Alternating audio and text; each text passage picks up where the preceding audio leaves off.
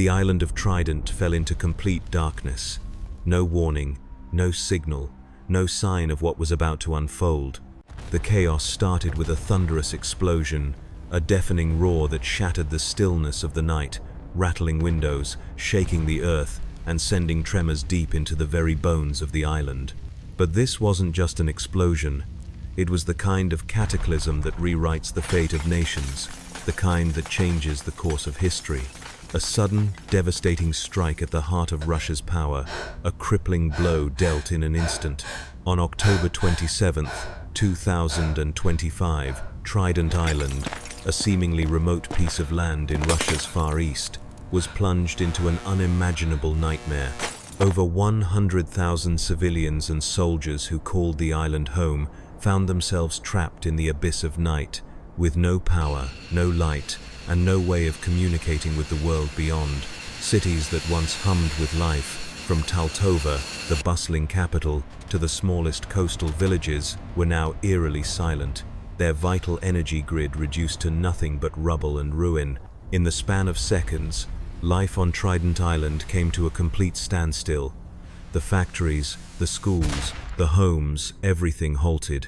The streets once filled with the sounds of daily life were now drowned in a cold, relentless silence. But it wasn't just the civilians who were affected. The military, the very backbone of Russia's strategic presence in the Pacific, found itself paralyzed. Trident was no ordinary island. It was a fortress, an unsinkable aircraft carrier in the middle of one of the most critical regions of the world. Home to advanced radar systems, air defense batteries, naval bases, and fighter jets ready to defend against any enemy, Trident was meant to be impenetrable. Yet, in a single moment, all of it was brought to its knees. For days, the people of Trident lived in fear, waiting for the power to return. But the island's fate was sealed. The explosion had taken something irreplaceable. The thermal power plant, the lifeblood of the island, had been obliterated. Without it, the people were stranded, the military helpless, and the island's entire infrastructure hanging by a thread. This wasn't a natural disaster. This was a calculated, devastating attack on Russia's most critical stronghold, and the timing was no accident. The world watched in disbelief as Russia's far-flung fortress collapsed into darkness. To many, it seemed almost impossible. How could this island, so far from the front line of the war, be brought down by something as simple as an explosion? How could Russia, a nation built on military might, be so vulnerable in such a critical region? But as the days passed, it became painfully clear that the fragility of this powerful nation's empire was not confined to its borders in the west. It was seeping into the very core of its existence. The strategic importance of Trident Island could not be overstated. Situated just a few hundred kilometers from Japan, it was an indispensable asset in Russia's power projection across the Pacific, a direct line of defense against the ever-watchful eyes of Japan and the United States. If any territory represented Russia's strength in the Pacific, it was Trident. The island was home to some of the most advanced military installations in the world, with fighter jets ready for deployment, submarines patrolling the waters, and long-range radar systems that could detect even the faintest movements of foreign vessels. Trident was a fortress that stood tall against the looming threat of foreign powers, a bastion of Russian might. But now, the island's most critical asset, the energy that powered its military operations, was gone. The blackness that now enveloped the island was not just a loss of power, but a symbol of vulnerability. In modern warfare, where every radar system, every communication channel, every airfield relies on an uninterrupted flow of energy, the loss of power was more than just an inconvenience. It was a catastrophic failure of the most basic infrastructure. For the soldiers stationed on Trident, the situation was far more dire. Their weapons, their defenses, their very means of communication with headquarters had been rendered useless. In the most remote corner of the globe, Russia's military fortress had become a sitting duck. As the hours dragged on, the cold, harsh reality began to sink in. The island, once a powerful symbol of Russia's unshakable presence in the Pacific, had now become a shadow of itself, and the people who lived there, Caught between the forces of nature and the uncertainty of a war they had long been distanced from, were left to ponder, who was behind this? Was it an accident, a malfunction of some kind, or was this the work of an enemy, striking at the heart of Russia's power, choosing the perfect moment to bring the giant to its knees? The questions loomed, heavy and unanswered. But one thing was undeniable. What happened on Trident Island would forever change the balance of power in the Pacific, and the ripples of this explosion would soon be felt across the world. In the days that followed the explosion, the island of Trident became a shadow of its former self, a fragile echo of what it had once represented. What was once Russia's most formidable military stronghold, an unshakable fortress, now lay exposed, vulnerable, helpless, and waiting. No longer was it just a piece of land. It was a symbol of the crumbling power of a vast empire. In the darkened streets, where the bustling energy of daily life had once been, there was only the heavy silence of uncertainty. The lights that once illuminated the mighty city of Taltova and its sister cities from the west to the east of the island now flickered weakly, as if struggling to recall the past, as if begging for salvation. The explosion at the thermal power plant had cut off more than just electricity. It had severed the very pulse of Trident Island, the lifeblood of Russia's military might in the Pacific. This was no ordinary piece of land. Trident stood at the crossroads of history, holding the key to Russia's defense against Japan, the United States, and the rising tides of conflict that threatened to consume the region. The island was Russia's unsinkable aircraft carrier, a bastion of power that guarded the gates to the Pacific. It was not merely strategic, it was the embodiment of Russia's strength, an ironclad reminder that no one could easily challenge its dominance in this part of the world. But now, in the wake of the catastrophic explosion, everything had changed. From the airstrips that were once alive with the roar of fighter jets, to the radar systems that had watched the skies for enemy movements, everything had ground to a halt. Without the power to operate the island's military infrastructure, Russia's Pacific defenses were left in chaos. The towering radar systems whose sweep once commanded the vast expanse of the Pacific now lay dormant, useless. The fighter jets, once poised to take off in a flash, were stranded, grounded by the collapse of their power grid. The strategic airfields that were meant to act as Russia's first line of defense were now little more than cold, lifeless runways.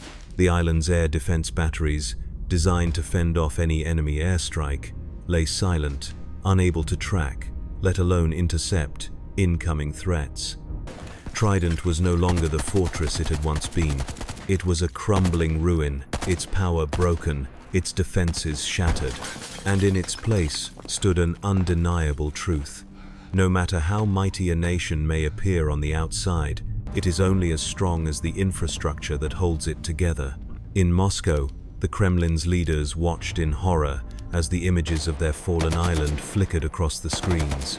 The world had never seen Russia's grip on the Pacific shaken like this. For years, the island had been a symbol of their unshakable dominance in the region. It had been the backbone of their military operations, the silent force that projected power and stability into the ever-watchful eyes of Japan and the United States. But now, a simple explosion had revealed the true fragility of their empire. The military officials in charge of the island scrambled to restore order, but their efforts were fruitless. The more they tried to restore power, the clearer it became. They were fighting a battle they couldn't win. With no electricity, their efforts were rendered useless. The entire system was designed to function with constant, uninterrupted power. Without it, they were blind, deaf, and completely exposed. The military's heart in the Pacific had become nothing more than a hollow shell of its former self, and while the military leadership worked to restore the island's power, they were confronted with a far more pressing question: how had this happened? The answer to that question loomed ominously in the background, a dark cloud that threatened to grow larger by the day. Was this a freak accident, a technical malfunction beyond anyone's control, or was it something far more sinister? The explosion had been too precise, too coordinated to dismiss as a simple failure. Someone, somewhere, had known exactly where to strike. As the Kremlin tightened its grip on the narrative, foreign powers watched closely. Japan, the United States, and other nations with a stake in the balance of power in the Pacific began to take notice. If Russia, once seen as a fortress of military might, could not protect its most critical stronghold, what did that mean for the future of the region? The power vacuum left by the destruction of Trident was palpable. The questions in the air were thick with uncertainty. Was Russia's grip on the Pacific slipping? Had the island, once the crown jewel of Russian power in the region, finally succumbed to the very forces it had been designed to repel? No one had the answers, but everyone felt the weight of the unknown pressing down on them. The geopolitical stakes had never been higher. Trident Island was no longer just an island. It had become a microcosm of Russia's greater struggle, a fight to maintain control, to keep their empire intact, and to stave off the forces that threatened to break them apart from within. And in the silence that followed, as the island continued to shiver in the dark, one thing became abundantly clear. Russia's greatest enemy might not be found at the borders of Ukraine or at the edge of the West. It might be something far more insidious, the fragility within its own walls. The darkness that had consumed Trident Island was not just the absence of light, it was the manifestation of a deeper, more insidious paralysis. For hours, then days, the island's once thriving military machine had ground to a halt. The engines of power, both literal and figurative, had stopped, and with them, Russia's foothold in the Pacific trembled on the edge of collapse. It wasn't just the people who had been thrown into chaos, it was the very heart of Russian military might, stripped bare of its defenses, left exposed to the elements of uncertainty. As the emergency generators sputtered and struggled to power the most critical operations, the realization set in. A breakdown in power was not merely a technical issue, it was a life or death crisis for the military. And Trident Island, with its fighter jets, submarines, and radar systems that had once cast a long shadow over the Pacific, was now a sitting duck. Soldiers in their bunkers, once prepared for every eventuality, sat motionless. Commanders, accustomed to issuing orders with precision, now found themselves impotent, powerless in the face of a simple but catastrophic failure. Trident Island, an island that had symbolized Russian strength, had been reduced to a shadow, vulnerable and crippled. The military, which had always prided itself on its readiness, was suddenly caught in a race against time. The generators, while providing a semblance of life, were not enough to sustain the operations that demanded constant power. Vital communication systems were down, the radar screens were empty, and the air defense systems, those ironclad walls that had once been impenetrable, stood silent.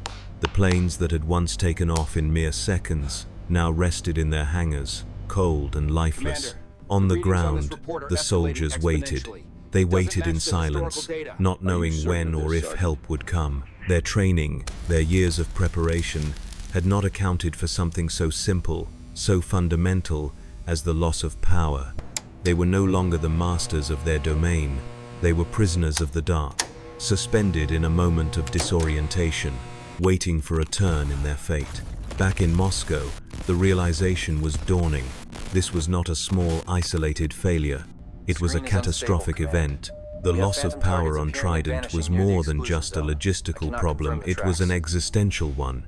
The entire operation that Russia had built in the Pacific hinged on a single, fragile system. And now that system had collapsed. How could this happen to a country that had prided itself on its indomitable will, its ability to withstand even the fiercest storms? The Kremlin's high-ranking officials scrambled to respond, but the reality was inescapable. No matter how many resources they threw at the problem, no matter how many soldiers they dispatched, the island's vulnerability was glaring. It was a reminder that all great powers are only as strong as the systems they build, and in this case, that system had failed. Meanwhile, foreign governments watched with growing concern. Japan, already on edge because of its proximity to Trident, saw the failure as a window of opportunity. The United States, whose military presence in the Pacific had long been a counterweight to Russian power, now found themselves questioning the stability of their rival. If Russia, once the towering giant of the Pacific, could be brought down by a simple explosion, what did that say about its strength? It was no longer just about the island.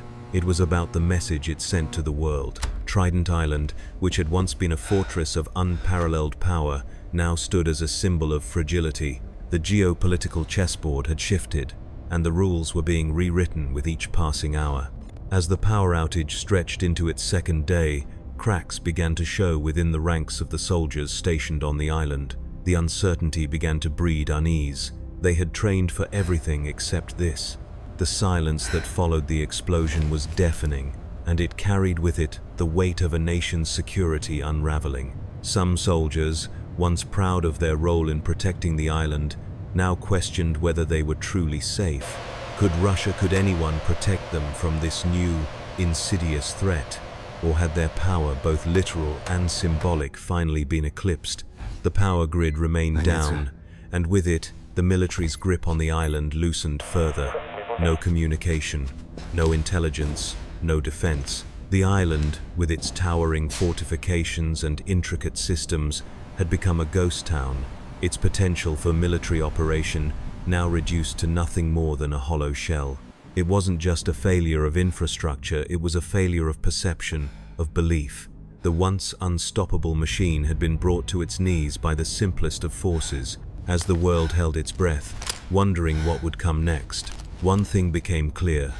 This was more than an isolated incident. This was the beginning of something far greater. The island had fallen, but the question now was, how far would the ripple effects reach? Would Russia's other military outposts, its strategic assets, follow the same path? Would the world witness the disintegration of a once mighty power, crumbling beneath the weight of its own vulnerabilities? The darkness that descended upon Trident Island was not just the absence of light, it was the dawn of a new chapter in global power, one where the unthinkable had already begun to unfold. The Kremlin was holding its breath. A city that had once seemed impenetrable, a fortress of untouchable power, was now reeling from a single, devastating blow. The explosion that had crippled Trident Island was not just a technical malfunction, it was a calculated strike. A dagger aimed at the heart of Russia's military supremacy. The ripple effects were reverberating through the corridors of power, each tremor more unsettling than the last. No one in the highest echelons of government could deny the magnitude of what had just occurred. The unthinkable had happened. Trident Island, the very symbol of Russia's strength in the Pacific, had fallen silent. The Russian leadership, now scrambling for answers, was faced with an uncomfortable truth. This wasn't an accident. This wasn't a simple failure of equipment or a freak malfunction. This had been an attack, a deliberate and precise strike against a vulnerable point in the nation's defenses. But who would have the audacity to carry out such an operation? Who could reach so deep into the heart of Russia's empire and leave it lying in ruins? The questions spiraled, each more urgent than the last. The timing was too perfect to ignore. The world had watched for years as Russia proudly displayed its military prowess, a symbol of power and resilience that had, until now, seemed unassailable. But one explosion had shattered that illusion, exposing a fatal weakness. In a world where perception is as powerful as reality, the loss of Trident Island was a blow that Russia could not afford. The Kremlin's first response was swift: suppress the story, control the narrative. The explosion, they said, was nothing more than a malfunction, a freak accident that could happen anywhere, anytime. But deep inside the walls of government, behind closed doors, the true magnitude of what had happened was beginning to set in. The military and intelligence officials who had been tasked with protecting the island were now forced to confront the reality. They had been blindsided, and they had no idea who or what was behind it. The world watched in disbelief. For years, Trident Island had been the crown jewel of Russia's military architecture. Located strategically in the Pacific, it had been the ultimate military stronghold, a formidable base that allowed Russia to project power in the region. The island hosted advanced radar systems, air defense networks, fighter jets, and submarines, every piece of technology designed to make it an impenetrable fortress. And yet, with a single explosion, it had been brought to its knees. In the wake of the attack, the Kremlin could no longer ignore the possibility that this was not a random act of sabotage. The island's vulnerability had been exposed, and with it, the fragility of Russia's position in the Pacific. But the most troubling question of all was the identity of the attacker. Was this the work of foreign powers, a coordinated strike by enemies seeking to weaken Russia's presence in the region? Or was it something far more sinister, an internal act of rebellion, a betrayal from within the very walls of the Kremlin's own empire? As intelligence agencies began to piece together the fragments of evidence, a chilling possibility began to emerge. This attack might not have come from outside Russia at all. The idea that it could be the work of dissidents, of internal factions determined to tear down the regime from within, sent a shockwave through the Russian government. The very notion that a key military asset could be taken down by those who once pledged loyalty to the state was enough to shake the foundations of power. For years, the Kremlin had built its narrative on the strength of unity, on the idea that Russia was an indomitable force, a nation that could weather any storm. But now, the possibility of internal sabotage, of cracks forming within the very heart of the empire, was becoming too real to ignore. The failure on Trident Island was not just a failure of infrastructure, it was a failure of trust, a failure of belief in the very systems that had been designed to hold Russia together. In Moscow, the unease was palpable. Military officials, once so confident in their unassailable position, now found themselves questioning their own security. The intelligence community, long seen as the eyes and ears of the state, suddenly looked fragile, vulnerable. If someone could strike at the heart of Trident Island, what else could they do? What other secrets lay hidden beneath the surface, waiting to be uncovered? The questions multiplied, but the answers remained elusive. Was this the beginning of a greater uprising within Russia? Was it the start of a wave of internal dissent that would sweep across the nation, tearing down everything the Kremlin had built?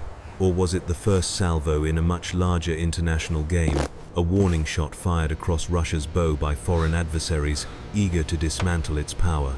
For now, no one had the answers. But one thing was certain: the explosion on Trident Island had changed everything. The narrative that Russia had carefully crafted for years of strength, of invulnerability, had been shattered in an instant. And in its place was a new reality, one that no one could predict. The walls of the Kremlin seemed to pulse with a low, suffocating hum, as if the very heart of Russia's empire was trembling beneath the weight of its own secrets. The explosion at Trident Island had set off a chain reaction, a ripple that was now threatening to tear through the fabric of the nation. As the first shockwaves of disbelief faded, a chilling truth emerged. The attack was not an isolated incident, nor was it simply the result of an external enemy. This was something far darker, something the Kremlin feared more than anything else. This was internal. For the first time, the powerful machinery of the Russian state was confronted with the possibility that its most loyal citizens, those sworn to protect the empire, might be the very ones to destroy it. The whispers began quiet at first, barely audible, but they grew louder with each passing day. Dissident factions had always been a concern for any government, but never before had the threat come from within the very core of its military and intelligence apparatus. The explosion at Trident Island, so precise, so devastating, could not be ignored as a mere act of sabotage. It carried the distinct, unmistakable mark of betrayal. The possibility that the attackers were not foreign operatives, but instead homegrown insurgents, began to take hold in the minds of those in power. This was not the work of a distant enemy, but the work of people who knew the island intimately, who understood its vulnerabilities. This was the work of people who had spent years within Russia's walls, perhaps even inside the very halls of the Kremlin itself. The thought sent a chill down the spine of every high-ranking official as they realized that the enemy was no longer at their borders, but within their own borders, among their own ranks. In the days that followed, Russia's intelligence agencies were thrown into overdrive, working tirelessly to uncover the truth behind the attack. But the more they dug, the more they found. A tangled web of resistance groups, each with their own agendas, had begun to take root across the country. These were not scattered, disorganized bands of rebels. No, these were highly coordinated factions with access to sensitive information, with knowledge of Russia's most prized military assets, and, most terrifying of all, with the means to strike at the very heart of the empire. The government's worst nightmare was slowly unfolding before their eyes. What was once a unified nation, bound by loyalty to the state, was now beginning to splinter. The cracks had always been there, invisible, hidden beneath the surface, but now they were becoming wide, gaping fissures that threatened to tear the country apart. The very people who had been tasked with safeguarding Russia's future were the ones now putting that future in jeopardy. At the heart of this growing rebellion were a series of underground movements that had long been ignored by the Kremlin. These groups, made up of disillusioned citizens, former soldiers, and members of the intelligence community, had spent years quietly plotting their resistance. But it wasn't just ideological opposition that drove them. No, it was the crushing weight of Russia's ongoing war, the relentless economic hardships, the ever-tightening grip of censorship, and the increasingly oppressive policies of the government that had pushed them to the brink. Every bomb dropped in Ukraine, every battlefield casualty, every day spent under the crushing pressure of sanctions had brought these groups one step closer to action. And Trident Island, the jewel of Russia's military, might have been the perfect target. It was a symbol of everything the resistance despised, the unchecked arrogance of a regime that believed it could stand above its people, untouchable, impervious to the forces of dissent. By striking at Trident, these groups had sent a message that could not be ignored. They had shown that no fortress, no matter how formidable, was truly invulnerable. For those in power, the realization was both terrifying and humiliating. For years, they had told themselves that their grip on the nation was unbreakable, that their control over the military, the intelligence services, and the media ensured that no one could challenge their authority. But now, with each passing day, that illusion was shattering. The internal rebellion was growing, gaining momentum, and with it, a new kind of fear, fear of the unknown, fear of the people who had once been allies, who had once been loyal, now turning against them. As the investigation deepened, the gravity of the situation became clear. The attack on Trident Island was not just a strike at a military base. It was a direct challenge to the entire system of power that had ruled Russia for decades. And the most dangerous part of it all? No one knew how deep the conspiracy ran. Could the entire nation be on the brink of collapse? Could the rebellion be far more widespread than anyone had ever imagined? The island was just the beginning. The real battle was unfolding within Russia's very heart, and no one, neither the government nor its people, could predict where it would end. The power that had once seemed so absolute, so unshakable, was now vulnerable to the forces of a disillusioned society, a society that was beginning to rise up, one small act of resistance at a time. The power outage that blanketed Trident Island was far more than a technical glitch. It was the spark that ignited something much deeper within the heart of Russia. The cascading effects of the explosion at the island's thermal power plant rippled through the very foundation of the nation. It wasn't just about losing electricity, it was about losing control. And in a world where perception is everything, that was the most dangerous loss of all. As the island descended into darkness, it became a metaphor for something much larger, a nation on the edge of collapse. In the homes of the people who had once felt secure, in the very halls of power where decisions that shaped the future of Russia were made, the sense of unease spread like a virus. The government tried to downplay the situation, to insist that everything was under control, but the message was lost in the thickening fog of uncertainty. The cracks that had started to show in the machinery of the state were now unmistakable. In the shadow of Trident's downfall, the people began to feel something they had never felt before: vulnerability. The warm lights of homes, hospitals, and offices flickered and failed, and with them, the illusion of invincibility that had been so carefully cultivated by the Kremlin began to crumble. For the first time in years, the people of Russia were facing the cold truth. Their government, once seen as a monolithic force, could be crippled by something as simple as a failure in the power grid. But the real sting came not from the loss of power itself, but from what that loss signified. For years, Russia had prided itself on its military might, on its ability to project power across the globe. The island, with its state-of-the-art defenses and air bases, had been a symbol of that strength. Trident was more than just a strategic location. It was a cornerstone of the Empire's authority in the Pacific. And now, it was nothing more than a ghost of its former self. The attack had exposed a vulnerability that could not be ignored. The true weight of the situation was not lost on the people who had always felt distant from the war, who had thought of the conflict as something that belonged to the front lines, far removed from their daily lives. Now, however, they were living in the fallout. The lights had gone out in their homes, the heat had been cut off, and essential services, water, communications, transportation began to falter. It wasn't just the power that was failing, it was the very structure of their lives. And that deep, gnawing sense of insecurity spread quickly, like wildfire in dry grass. In the streets, the whispers grew louder. People began to talk about what they had seen on the news, about the explosion at Trident Island, and about the strangeness of the situation. Had the authorities truly been blindsided by this attack? Or had they known, perhaps, that something was brewing beneath the surface, but chosen to ignore it? The questions that had once been buried deep in the hearts of ordinary Russians were now rising to the surface, impossible to silence. The idea of internal sabotage, once a theory reserved for the most radical thinkers, was now entering mainstream conversation. Could it be that the very people tasked with keeping the country safe had turned against it?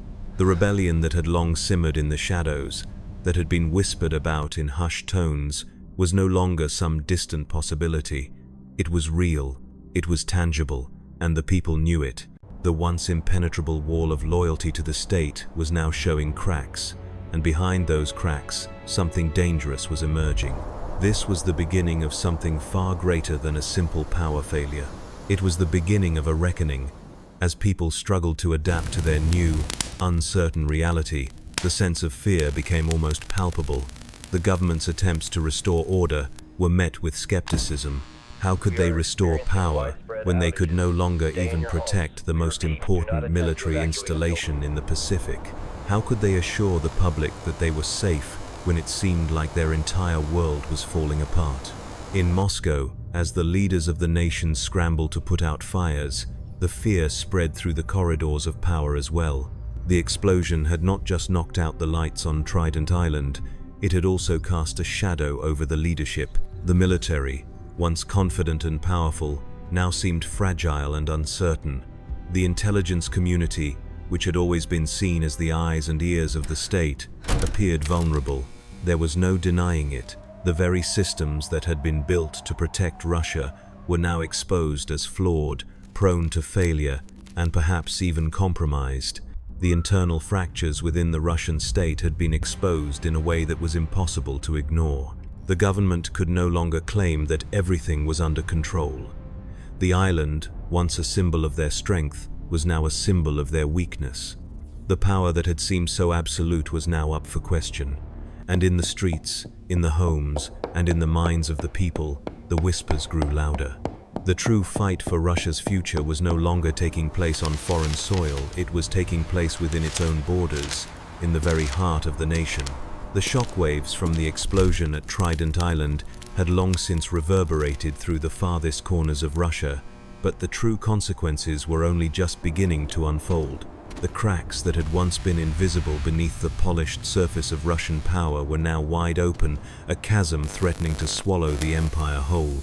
The image of an indomitable Russia, the nation that had long prided itself on its military might, was suddenly shattered, exposed for the world to see as vulnerable, fragile, and on the edge of collapse.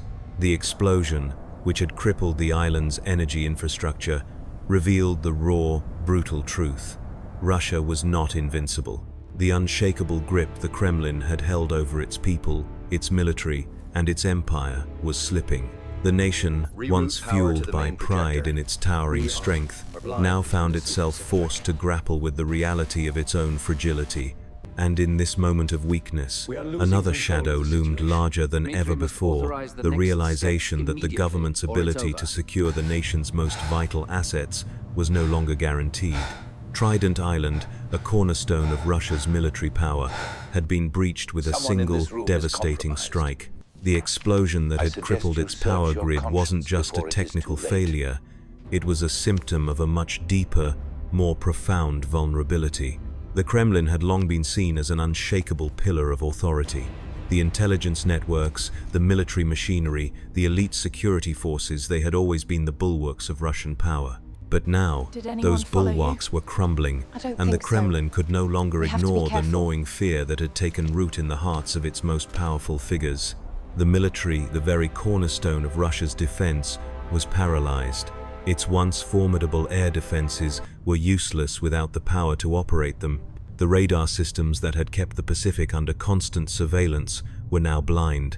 The fighter jets that had once stood poised for battle sat idle on the tarmac, powerless in the face of a simple yet catastrophic loss of energy.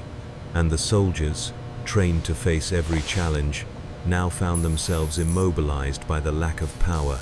Their precision, their discipline, their readiness, all of it was reduced to nothing more than a hollow promise in the face of such vulnerability. In the halls of the Kremlin, the gravity of the situation began to sink in. The explosion had exposed Russia's greatest fear, not an external enemy, but an internal one. The possibility of sabotage of a hidden, insidious force from within had become undeniable. This was no longer just about an isolated attack. It was the beginning of a much larger, much more dangerous reality. Russia's internal security, once seen as ironclad, was now a growing concern. How could the government protect its most valuable military assets if it couldn't even protect its own infrastructure? The real nightmare was that the attack on Trident Island could be just the beginning. What if other vital facilities were targeted? What if the cracks within the nation's military and intelligence apparatus were not only real but widespread? What if there were more factions, more resistance groups lying in wait, poised to strike at the heart of Russia's power? As these questions swirled, an unsettling truth began to take root. The foundation of Russia's strength was eroding. The nation's vast empire, built on decades of military dominance and political control, was now facing an uncertain future. The internal strife that had once been whispered about in hushed tones now seemed like an inevitable force, one that had been bubbling beneath the surface for far too long, waiting for the right moment to emerge. The ripple effects of Trident Island's fall were felt not just within the military, but across every sector of Russian society. The economic strain, already severe from the ongoing war, now seemed like an insurmountable burden. The energy crisis that had crippled the island was a direct reflection of the deeper economic malaise that had taken root within the country. Russia's infrastructure, its vital systems, were breaking down under the weight of sanctions, war fatigue, and growing discontent among the population. And as the government scrambled to respond, the people of Russia began to feel the weight of their own powerlessness. The sense of security that had long been taken for granted was now gone. The promise of stability, the belief in an unshakable Russia, had been shattered in an instant. The ordinary citizens, once detached from the realities of war and political intrigue, were now feeling the direct consequences of a collapsing empire. In the streets, there was a growing sense of fear and resentment. What had once seemed like an abstract conflict, something happening far away in the front lines of the war, was now at their doorstep. The country, once proud and resolute, was now facing a crisis of confidence. The cracks in the foundation had become too large to ignore, and the possibility of total collapse seemed more real with each passing day. The Kremlin had always relied on fear and control to maintain its grip on power, but now that fear was turning inward, the government's inability to secure its most vital assets had exposed its greatest weakness. The walls were no longer as high as they once were, and the people were beginning to see the cracks. For the first time in years, the power that had seemed so absolute was now in question. The world watched, uncertain of what would happen next, but one thing was clear. Russia's internal struggle was no longer hidden. It was unfolding in plain sight, and no one knew where it would lead. The explosion at Trident Island had ignited a firestorm of uncertainty that could no longer be contained within Russia's borders. The strategic asset that had once been a symbol of Russia's unassailable dominance in the Pacific had now become a glaring testament to its fragility. But the true scale of the destruction was not just measured in the rubble left behind on the island. The real devastation lay in the effect it had on Russia's global standing, a shift that would send ripples across the international stage. In one fateful blow, Russia's control over the Pacific and with it, its image as a powerful, unyielding nation had crumbled. Across the Pacific, in the corridors of power in Japan, in Washington, and even in Beijing, the fall of Trident Island was felt like a tremor beneath the earth. Japan, once silently wary of Russia's growing presence in the region, could no longer afford to remain passive. The vacuum created by the island's failure was both a challenge and an opportunity. Japan, sensing the shift in power, began recalibrating its own defense strategies. It was no longer just about defending against Russia. It was now about seizing the moment, about positioning itself as a stronger, more dominant player in the Pacific. In Washington, the shockwaves were just as palpable. For years, the United States had carefully monitored Russia's movements in the region, understanding the strategic importance of Trident Island. But now, with the explosion exposing a critical vulnerability, America was faced with an uncomfortable truth. Russia's military power was not as invincible as it once seemed. It was a development that would prompt a deeper rethinking of the global balance of power, one where new alliances and shifting military postures would dictate the future of the Pacific. But the most profound impact of the explosion was not felt by governments or military officials. It was felt by the people. The average citizen, once disconnected from the machinations of geopolitical struggles, suddenly found themselves at the center of a much larger narrative. The failure of Trident Island had shattered the myth of an all-powerful Russia, a nation that could not be touched. Now, the cracks in the foundation of the empire were visible to all. The world watched as the Russian people, long accustomed to seeing their country as an unyielding fortress, came face to face with their own vulnerability. In the wake of the explosion, whispers of discontent among the Russian populace grew louder. People who had lived in quiet resignation to the state's control now saw the cracks in the armor of their country, and they began to question everything they had been told. The fear that had once been their shield, protecting them from the harsh realities of an unstable world, now turned into a mirror that reflected a deeper truth. The nation's power, its control, was not an unshakable certainty.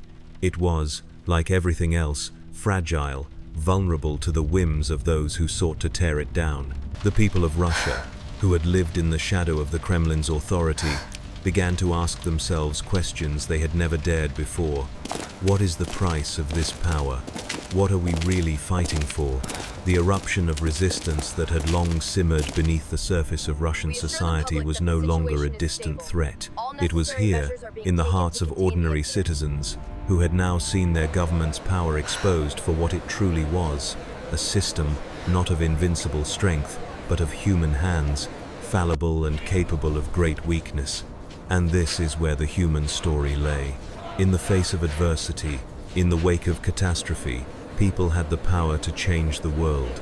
For centuries, rulers and empires had built their power on the backs of the people, treating them as mere pawns in a larger game.